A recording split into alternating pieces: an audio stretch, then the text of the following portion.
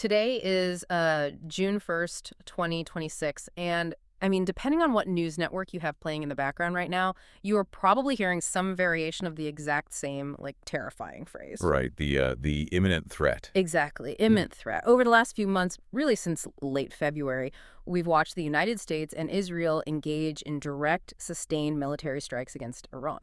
Yeah, and I think we need to establish right away that we are witnessing a fundamental rupture in the geopolitical architecture of the Middle East. I mean, this isn't a proxy skirmish in Syria or, some covert cyber attack on a centrifuge facility. No, not at all. This is a direct, overt conflict. You've got the world's preeminent military superpower and a heavily armed regional power just going at it right in the most economically sensitive maritime corridor on the planet. And the official justification for this, like the stated reason coming from the Oval Office, the State Department, primetime press briefings, is crystal clear. Yeah. The American public is being told unequivocally that Iran is actively building a nuclear weapon. And not just that, but simultaneously developing intercontinental ballistic missiles, ICBMs, that could supposedly reach the American homeland in, like, a matter of weeks or days. That is the narrative. Right, that's the bedrock premise. It's the bedrock premise being used to justify a war that will likely cost trillions of dollars. And I mean, countless lives. But here's the thing. When you actually sit down and read the primary intelligence documents, when you strip away the political rhetoric and look purely at the data being gathered by the people whose literal job it is to know what is happening inside Iran, Yeah. that bedrock premise doesn't just crack. It completely vaporizes. Okay, let's unpack this, because the stack of sources we're looking at today is just staggering. We have the latest PBS News reports, we've got deep dive technical analyses from factcheck.org, historical strategic doctrine from the 90s, and explosive public testimonies of high-ranking military and intelligence officials. And we also have that brilliant geopolitical analysis by Sean Dempsey, right? The one called The Shadow of Escalation, Origins of the Iran Conflict. Yes, exactly. We are going to look at everything from the actual physics of uranium enrichment to the mechanics of the military-industrial complex. And, I want to say up front, our objective here isn't to litigate morality or take a political side. The geopolitics of the Middle East is incredibly complex, and there are, totally valid security concerns across the board. Absolutely. So our goal for you, listening right now, is purely analytical. We're going to map the glaring, honestly, almost unbelievable disconnect between the White House's public statements and the unified, documented consensus of the U.S. intelligence community. Because according to the spies, the scientists, and the military analysts, the imminent nuclear threat sparking this 2026 war is, well, it's a phantom. It just doesn't exist. No, it doesn't. And to understand the sheer scale of this disconnect, we have to look at the timeline of the intelligence. Because this narrative, this idea of Iran being on the absolute brink of a bomb, it didn't just appear this year. Right, it's been going on for a while. Decades, really. It's been a recurring theme. And for decades, the intelligence community has been remarkably consistent in refuting it. So let's trace it back. Our sources highlight a really critical document from 2007, the National Intelligence Estimate, or NIE. And the NIE, for those who don't know, isn't just one agency's opinion. It is the synthesized consensus view of the entire U.S. intelligence apparatus, like 16 different agencies. Right, everybody is at the table for this. Exactly.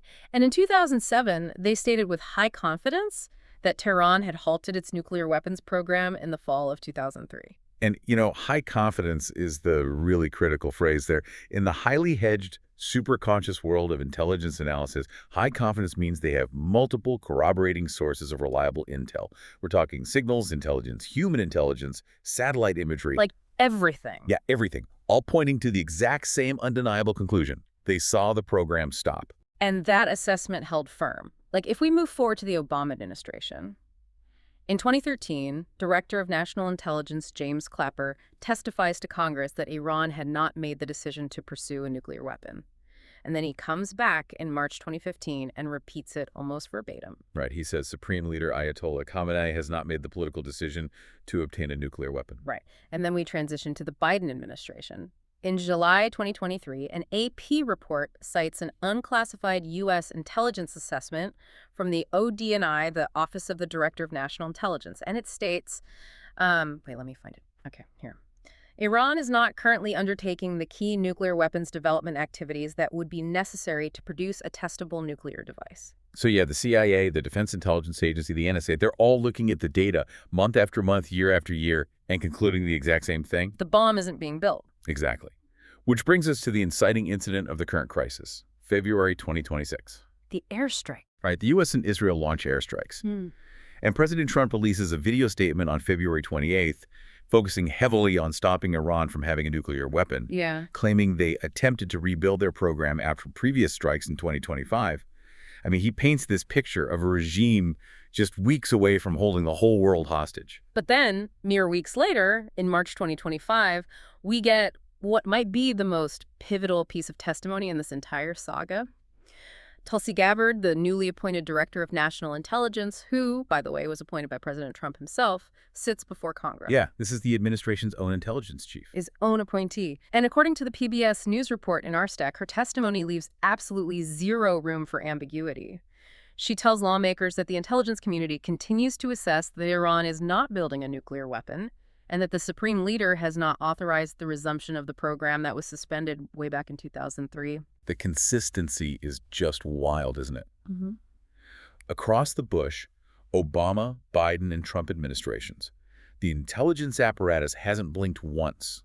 They're looking at the exact same country, the exact same facilities, and saying, there is no weapons program. So how does the commander-in-chief react when his own hand-picked intelligence director goes on the record completely contradicting his justification for a major war? Well, he dismisses it entirely. Just completely writes it off. Yeah. The PBS report details President Trump on Air Force One flying back to Washington. Reporters ask him directly about Director Gabbard's testimony.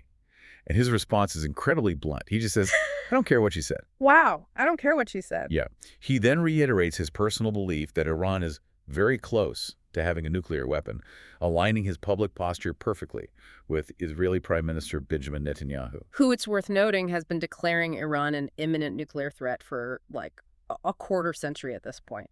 Oh, absolutely. But just think about the infrastructure behind Gabbard's testimony. When she speaks, she's backed by an intelligence budget of tens of billions of dollars, satellites that can read a license plate from low Earth orbit, cyber espionage tools that monitor the temperature of a specific centrifuge motor deep inside a mountain, human assets risking their lives on the ground. Right. It's like a fire chief Xing down a door because he claims to smell smoke, even though the company that installed the smoke detectors is standing right there showing him the system reads zero fire. That's a great analogy. All of that data flows up to a single conclusion, and the executive branch just waves a hand and says, no, I prefer my version of reality. Which highlights this really profound friction regarding how executive power interacts with the intelligence bureaucracy. I mean, the PBS report notes this echoes dynamics from Trump's first term, right? Where he frequently viewed the intelligence agencies as this hostile deep state. Yeah, and the sources mention a recent incident that really illustrates this. He cited a 1798 wartime law to deport Venezuelan migrants, claiming a gang was coordinating directly with the Venezuelan government. And the intelligence community pushed back on that, didn't they? They did. An intelligence assessment panel found absolutely no evidence of that coordination. And in response, Director Gabbard actually fired the two veteran intelligence officers who led the panel. Wait, really? She fired them for doing their jobs? Yep.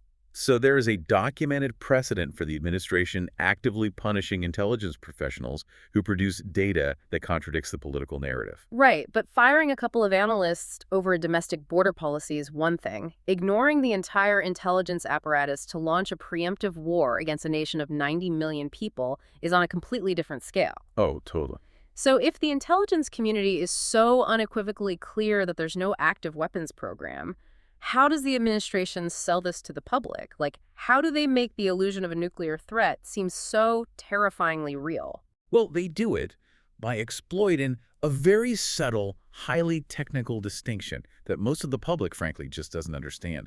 They deliberately blur the line between capacity and intent. Capacity versus intent. Let's really break this down, because this seems to be the sort of sleight of hand at the center of the whole conflict. It is the absolute core of the propaganda. So let's look at the reports from the International Atomic Energy Agency, the IAEA. They're referenced extensively in our sources. The IAEA confirms that Iran does possess advanced centrifuges at heavily fortified facilities, right? Places like Natanz, Isfahan, and the underground site at Fordo. Okay. And they also confirmed that Iran has enriched uranium to 60% purity. Right, and weapons-grade uranium-like, the stuff you actually need to trigger a nuclear explosion, that's roughly 90% purity, correct? Correct. Now, to understand why 60% sounds so alarming to politicians, we have to talk a little bit about the actual physics of uranium enrichment. Bring on the physics. So natural uranium, just dug out of the ground, contains mostly the isotope U-238, and that is totally useless for a bomb.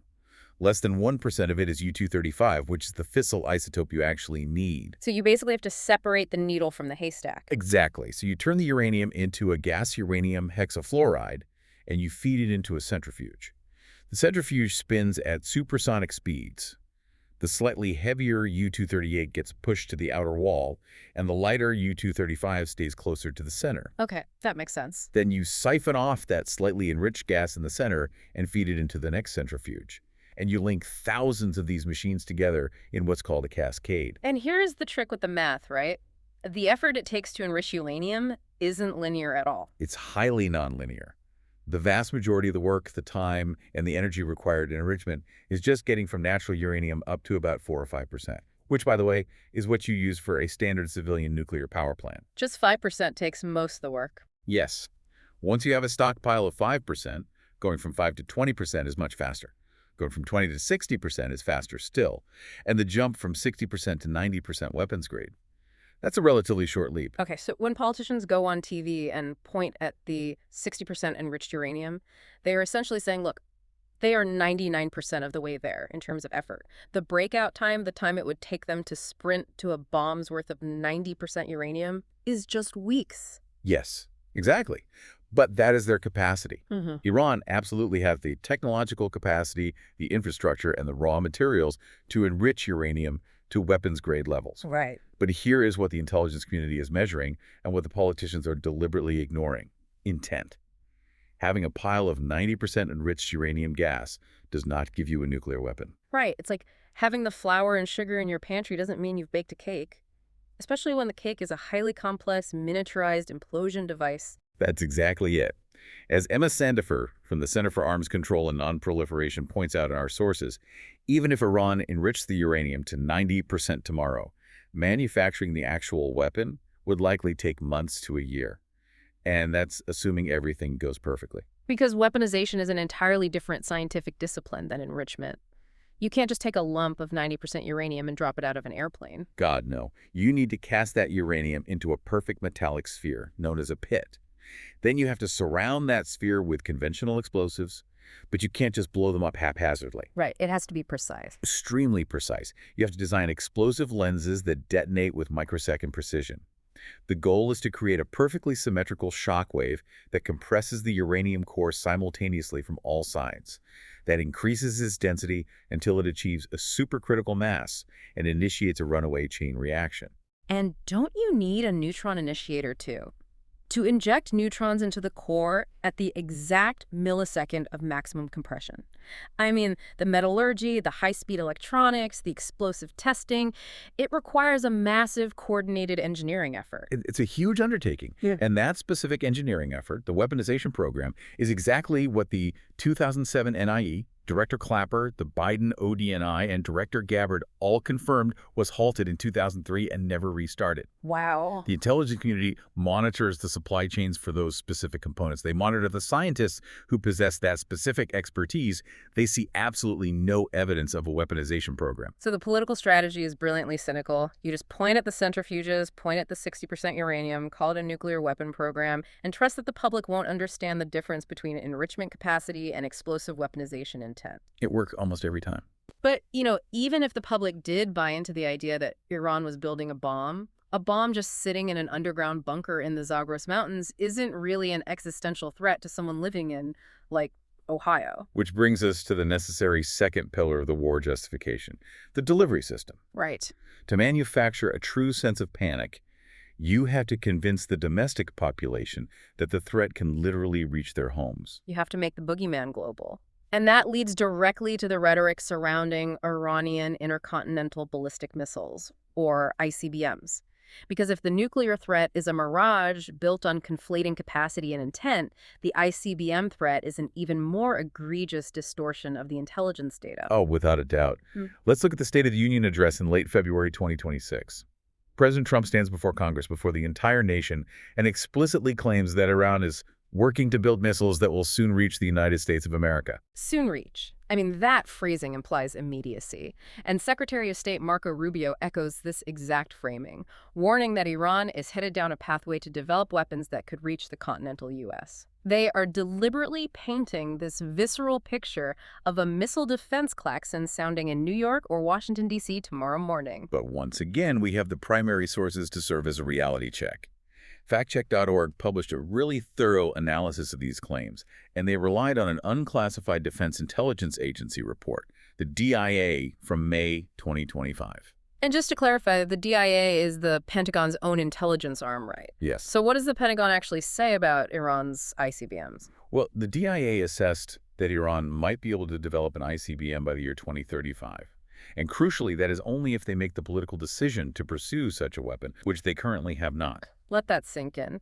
The intelligence assessment is a hypothetical scenario set a full decade into the future, 2035. And the political translation of that for the American public is we'll soon reach the United States. It's just incredible. It's a massive distortion. And Daryl Kimball from the Arms Control Association provides some really vital historical context in our sources here. He points out that this 10-year window is essentially a rolling benchmark that the intelligence community has used for decades. What do you mean a rolling benchmark? Well, a U.S. national intelligence estimate from 1999 predicted the U.S. would face an ICBM threat from Iran by 2015. And it is now 2026, and they still don't have one. In fact, their longest-range deployed ballistic missile tops out at roughly 2,000 kilometers, doesn't it? Yeah, 2,000 kilometers, Good. which is a very deliberate self-imposed limit. Abbas Araki, the Iranian foreign minister, has stated on the record that Iran caps its missile range intentionally. They view their missile program as a regional deterrent against neighboring adversaries and U.S. bases in the Middle East, not as a tool for global power projection. And let's look at a globe for a second. The east coast of the United States is roughly 10,000 kilometers away from Iran. So their current maximum range is 8,000 kilometers short of reaching Washington, D.C. Not exactly a close call. The distortion of the DIA report is brilliantly summarized in the sources by Jeffrey Lewis, a global security expert.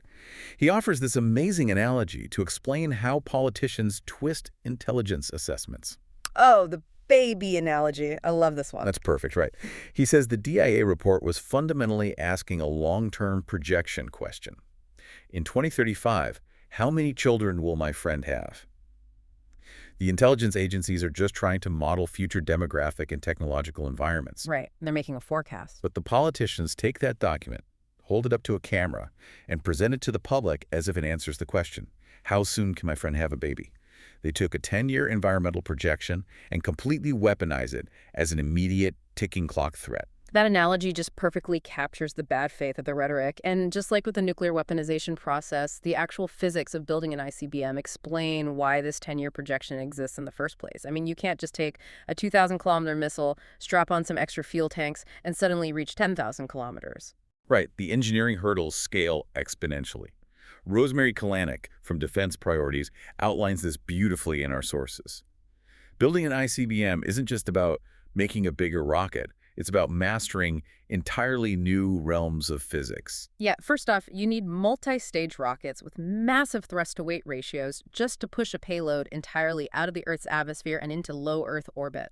And that requires mastering either highly complex liquid fuel engines that can be fueled quickly without, corroding from the inside out, or solid fuel engines cast perfectly. If there is a single air bubble in a solid fuel rocket, it could cause the whole thing to explode on the pad. Exactly. But getting it to space is only the first half of the problem. If you want to hit a target 10,000 kilometers away, the warhead has to come back down. It has to re-enter the Earth's atmosphere at hypersonic speeds. We're talking upwards of Mach 20. And at those speeds, the friction with the atmosphere generates heat that literally rivals the surface of the sun. The re-entry vehicle will melt and disintegrate into plasma if it doesn't have a highly advanced ablative heat shield. And let's not forget what's inside the vehicle. The violent vibrations and G-forces of re-entry require the nuclear payload inside to be incredibly miniaturized and shock-resistant. Remember those fragile, explosive LONGSs and neutron initiators we talked about earlier? Oh, yeah. They have to survive being launched into space and slammed back into the atmosphere at 15,000 miles per hour and still detonate with microsecond precision. And you have to do all of this while maintaining a sophisticated telemetry and guidance system that can adjust the trajectory through atmospheric crosswinds so the warhead doesn't miss the target by 100 miles. It's a phenomenally difficult task. It really is. Iran has certainly made advances with their space launch vehicles, but as Kalanick plainly states, there's no evidence Iran can do that yet. The technological chasm between a regional ballistic missile and a functioning nuclear-armed ICBM is just massive. So, we have thoroughly dismantled the two primary pillars of the official war justification. The active nuclear weapons program is contradicted by decades of intelligence. The imminent ICBM threat is a gross distortion of a hypothetical 10-year projection. Basically, the X-ray the politicians are holding up to the public is a fake. It's completely fake. And, the public is not entirely oblivious to this deception. If you look at the Reddit on Politics thread included in our sources, you can see the deep skepticism bubbling up in real time as this crisis unfolds.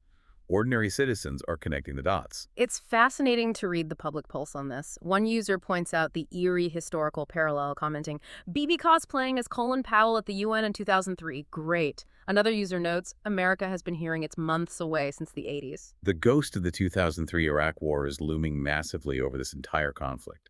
The American public remembers the aluminum tubes, the mobile weapons labs, the yellow cake uranium from Niger, the entire ecosystem of fabricated and cherry-picked intelligence that was used to justify an invasion. An invasion to destroy weapons of mass destruction that simply did not exist. Right. Which forces us to ask the most important question of this entire deep dive. If the official reasons for the 2026 war against Iran are demonstrably false, if the nuclear threat and the ICBM threat are just public relations mirages, Yeah. what are the actual structural reasons this war is happening? Why are the United States and Israel spending trillions of dollars and risking regional conflagration? Well, this is where we have to pivot away from the rhetoric and dive into the cold, hard mechanics of geopolitical strategy. Sean Dempsey's analysis in The Opposition, titled The Shadow of Escalation, Origins of the Iran Conflict, provides a masterful synthesis of the true drivers behind this war. I really found his article illuminating. Dempsey maps out the structural tectonics that inevitably lead to conflict, regardless of what the nuclear data actually says. And his first major point explores the psychology of the Israeli security establishment. Specifically, he focuses on the concept of the threshold state. Yeah, Dempsey explains that for Israeli leadership, the intelligence community's nuanced distinction between capacity and intent is fundamentally irrelevant. They just don't care about the difference. Exactly. From their perspective, waiting for definitive proof of intent, waiting until Iran actually tests a weapon, is an unacceptable existential risk. Because Israel is a tiny country geographically, they argue they simply cannot absorb a first strike. Right. So they operate on a doctrine of preventive war. They look at Iran steadily acquiring the capacity mastering, the centrifuge technology, stockpiling 60% enriched uranium, hardening their facilities deep underground at Fordo, and they view that latency as a threat in itself. Latency meaning they have all the puzzle pieces on the table, even if they haven't put the puzzle together yet. Yes. Israel believes that if Iran becomes a threshold state, even without a bomb, it acts as a massive deterrent. It gives Iran a diplomatic shield. So Israeli policy dictates that military action must occur before Iran crosses an irreversible technological threshold, regardless of their immediate intent to actually build a bomb. Okay, that explains the urgency from Tel Aviv. They want to permanently degrade the capacity. But Israel cannot wage a sustained multi-year bombing campaign across the Middle East without the logistical, financial, and military backing of the United States. Right, they need the U.S. So why does Washington agree to go along with this? The U.S. isn't geographically threatened by Iranian latency. Dempsey's second point answers that perfectly. Regional hegemony and power politics. When you step back and look at the grand chessboard of the Middle East, Iran's real crime, in the eyes of Washington, has absolutely nothing to do with a hypothetical nuclear bomb. It's about influence. Exactly. Their crime is that they act as a dominant, independent rival power that challenges U.S. hegemony and threatens U.S.-aligned Gulf monarchies. This requires us to look at the map and understand how global power is actually projected. Let's talk about naval dominance. Sure. The United States Navy is the guarantor of global maritime trade. A massive percentage of the world's oil supply flows out of the Persian Gulf and right through the Strait of Hormuz. And the Strait of Hormuz is incredibly narrow. It's only about 21 miles wide at its narrowest point. Precisely. U.S. aircraft carriers are designed for open ocean combat. Putting a $13 billion carrier strike group into the confined waters of the Persian Gulf is strategically perilous. Iran doesn't need to match the U.S. Navy ship for ship. They use asymmetrical warfare. Right, swarms of cheap, fast-attack speedboats armed with rockets, thousands of sea mines that can be deployed covertly, anti-ship cruise missiles hidden in the rugged, mountainous coastline overlooking the strait. Iran has built a military doctrine specifically designed to deny the United States control of that critical waterway. And beyond the maritime domain, Iran projects power across the Middle East through a vast decentralized network of proxy militias. The axis of resistance. Yeah. Hezbollah in Lebanon, the Houthis in Yemen, various powerful militias in Iraq and Syria. Through these proxies, Iran can threaten Israel, disrupt shipping in the Red Sea, and exert massive political influence in neighboring capitals. So from a purely realist perspective in Washington, allowing an independent, anti-American power center to dominate the Middle East is just strategically intolerable. It's unacceptable to them. So the narrative of the imminent nuclear bomb is just the palatable public cover story. It's the boogeyman you need to justify a war that is actually about crushing a regional rival, degrading their conventional military capabilities, and reasserting U.S. and allied dominance over the Middle East. Classical power politics. But Dempsey identifies a third driver, one that explains how these grand geopolitical theories translate into actual kinetic warfare, and that is the military-industrial complex and bureaucratic momentum. Yeah, this is the machine that makes it all happen. But how does that machine actually operate on a day-to-day basis? It's easy to say the military-industrial complex wants war, but what are the mechanics of that desire? It's all about entrenched financial and institutional incentives. Over the last 2 decades, the United States has built a massive bureaucratic architecture around the concept of Iran as a primary adversary. Let's follow the money and the careers. You have massive defense contractors who build the weapon systems, the stealth bombers, the bunker buster munitions, the missile defense systems, specifically designed for a conflict with a nation like Iran. These contractors funnel millions of dollars into lobbying Congress to ensure those weapons are purchased. And they also fund the influential foreign policy think tanks in Washington. Exactly. The think tanks produce the white papers and the policy recommendations that argue Iran is an existential threat requiring a military posture. And then the analysts who write those papers often rotate into high-level positions in the State Department or the Pentagon through the congressional revolving door. So the people defining the threat are funded by the people who profit from the military solution to the threat. It's a perfect circle. It creates a closed loop of escalation. When you apply maximum pressure economic sanctions for years, when you abandon diplomatic negotiations like the JCPOA nuclear deal, and when you constantly deploy carrier strike groups to the region, you create a self-fulfilling prophecy. Right, because a carrier strike group doesn't just sit there for free. It costs millions of dollars a day just to maintain that forward deployment. The sheer gravitational pull of that much military hardware and institutional focus demands a resolution. The bureaucracy becomes completely geared for conflict. The contingency plans are drawn up, the targeting packages are finalized.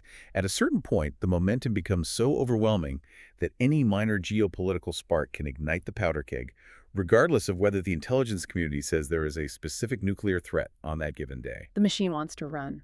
It does. And what is truly showing is that this machine, this momentum, wasn't just built spontaneously in response to recent events. The 2026 war is the culmination of strategic blueprints that were drafted decades ago.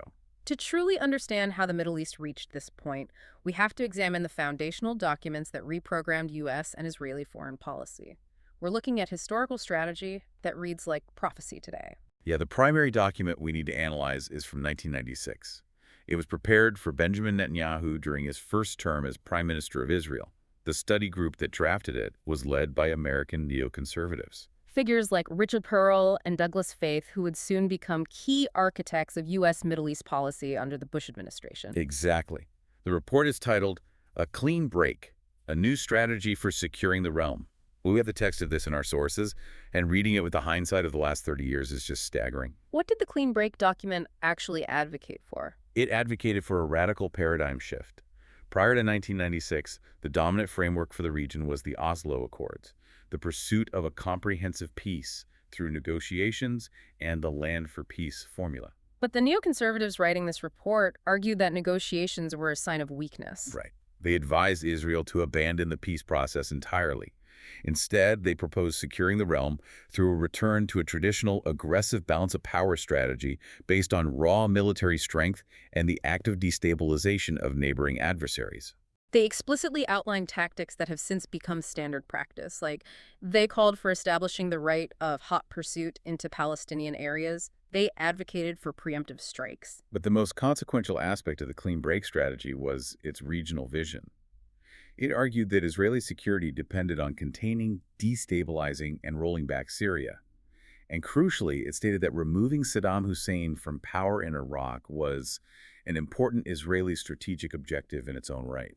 Because fracturing Iraq would fundamentally alter the balance of power in the entire region. Yes. And they wrote this in 1996, 7 years before the United States actually invaded Iraq and removed Saddam Hussein. The blueprint for regime change was already codified. They viewed the entire Middle East as a series of dominoes that needed to be knocked over by force. And this neoconservative philosophy didn't remain a theoretical white paper in Tel Aviv.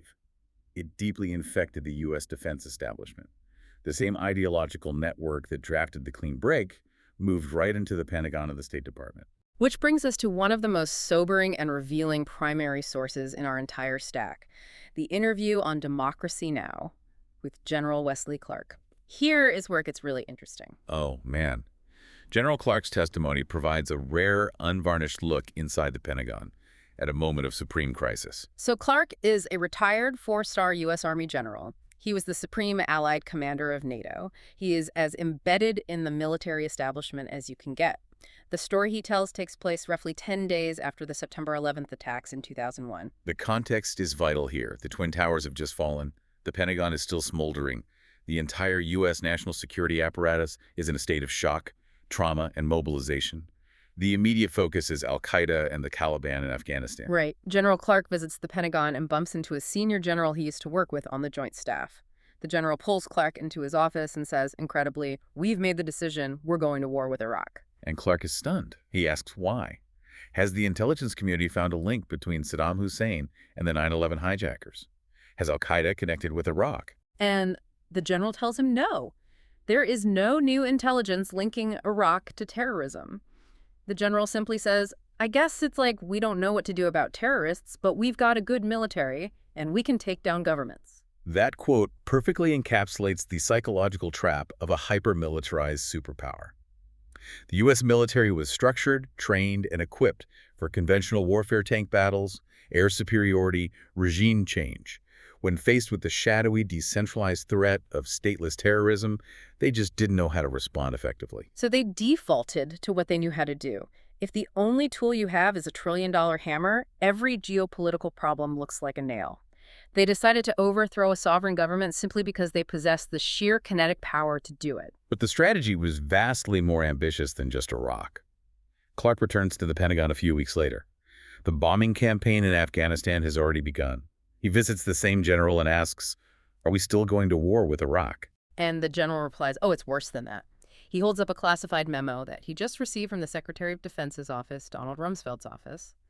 The memo describes a comprehensive, multi-year military campaign plan. The general tells Clark they're going to take out 7 countries in 5 years. A sequential campaign of regime change across the Middle East and North Africa. Starting with Iraq, then moving to Syria, Lebanon, Libya, Somalia, Sudan, and the final target on the list, Iran. Iraq, Syria, Lebanon, Libya, Somalia, Sudan, and Iran. When you look at the last 2 decades of American foreign policy, the invasion of Iraq, the arming of rebels in Syria, the drone campaigns in Somalia and Sudan, the NATO intervention that collapsed Libya, that classified memo from 2001 reads like a prophecy of the chaos that followed. But I look at that list, and I look at the timeline. They said 7 countries in 5 years. They wrote that in 2001. It is now 2026, and we are just now seeing the direct assault on Iran. A 25-year delay means the timeline was an absolute fantasy. Doesn't that suggest that this wasn't a rigid master plan, but rather just arrogant brainstorming by Pentagon hawks that quickly fell apart upon contact with reality? Yes and no. You're entirely correct that the timeline was a product of supreme imperial hubris. The neoconservatives in 2001 fundamentally misunderstood the mechanics of regime change.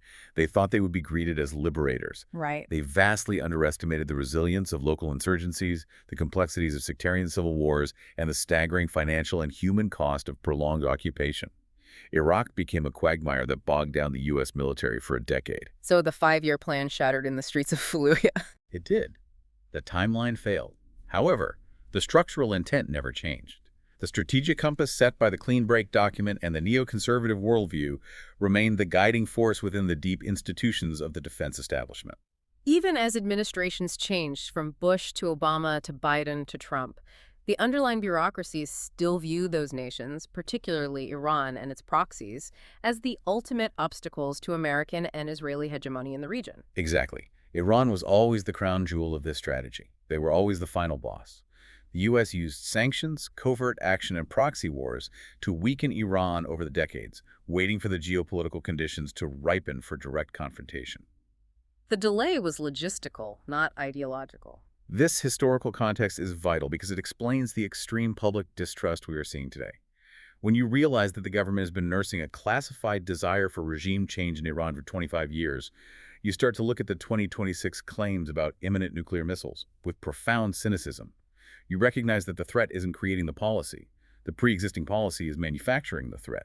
And when trust in official narratives completely collapses, the public desperately searches for alternative explanations to make sense of the chaos. When the White House's official story is demonstrably illogical, it creates a massive vacuum. And that vacuum is rapidly filled by conspiracy theories. We are seeing it dominate social media right now. People are trying to synthesize why President Trump would launch a massively unpopular war that contradicts his own intelligence agencies. And that brings us to one of the most explosive, sensational theories circulating in the current information ecosystem. The information space in 2026 is highly fractured. We have to analyze these theories not because they're necessarily true, but because they represent how the public is trying to process the cognitive dissonance of this war.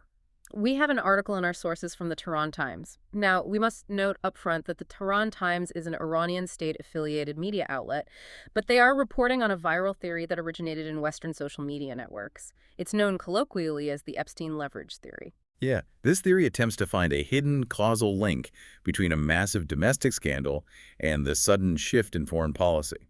The narrative centers on the recent, highly anticipated release of the unredacted Jeffrey Epstein investigation files.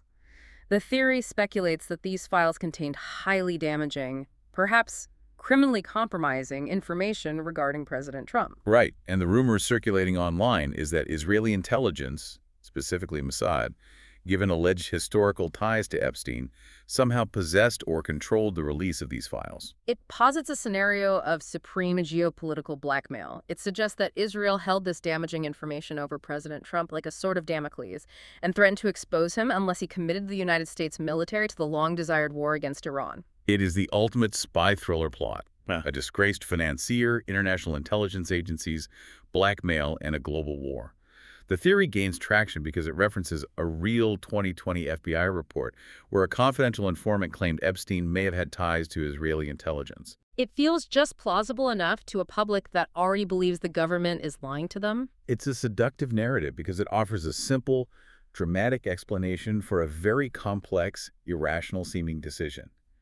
However, as analysts, we must apply the same rigorous, logical scrutiny to this internet theory as we did to the White House's nuclear claims. And when we actually look at the logistics and the timeline, the Epstein leverage theory starts to fall apart fast. First of all, let's look at the pressure to release the files. Even the Tehran Times article, which frankly you would expect to enthusiastically amplify any theory that makes the U.S. and Israel look corrupt, cautions its readers against fully buying into this narrative.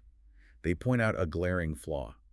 The political pressure to declassify and release the Epstein files was overwhelmingly domestic. Right. It wasn't just a foreign adversary demanding the release. It was a massive vocal demand from within Trump's own political base and domestic political opponents.